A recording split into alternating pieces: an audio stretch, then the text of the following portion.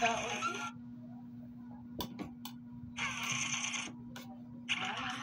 ang tinatawag na bivitalic discharge tube. Familiar ba mga master? Oo mga master, ito yung nasa loob ng starter na ginagamit sa mga lumang fluorescent tube.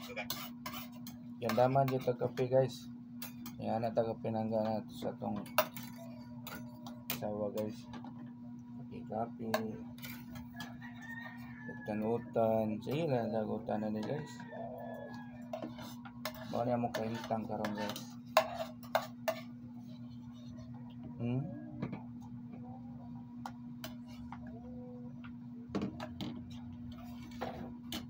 Akong nanay ni barog na. Nanay, barog na nanay. Nanay Binis.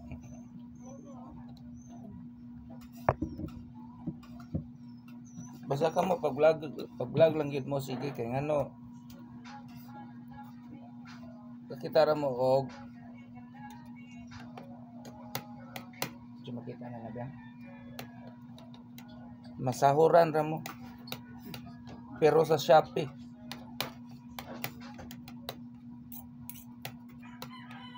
So kani mag good for 10 months or 1 year. Usa ka makasahod. Basta sige lang sa upload. Sa Shopee 3 days naada yun. Ada yun. Pero sa kuan 10 months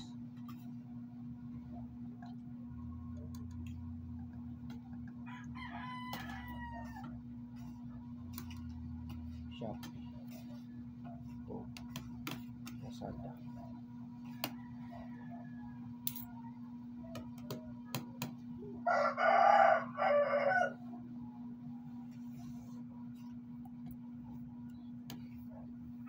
Ang tudan ka.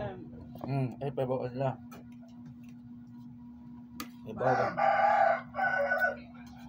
Ganon nga kalabasang puti. Game. Subatan o sardinas.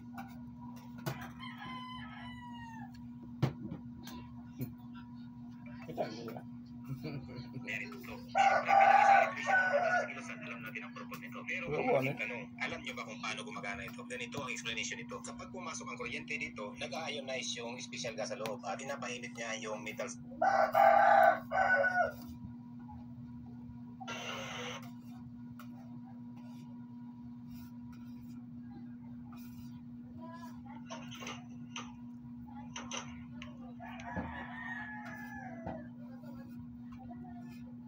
Moments like these.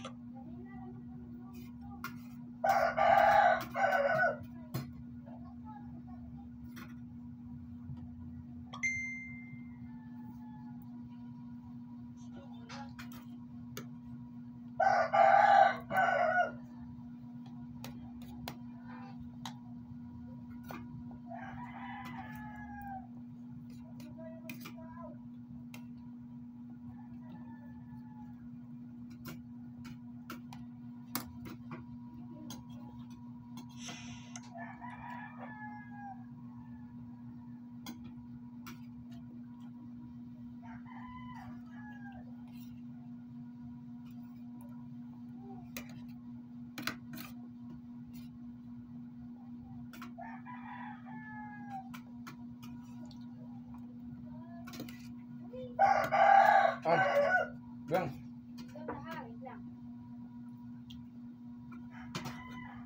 Well, siguro adto no.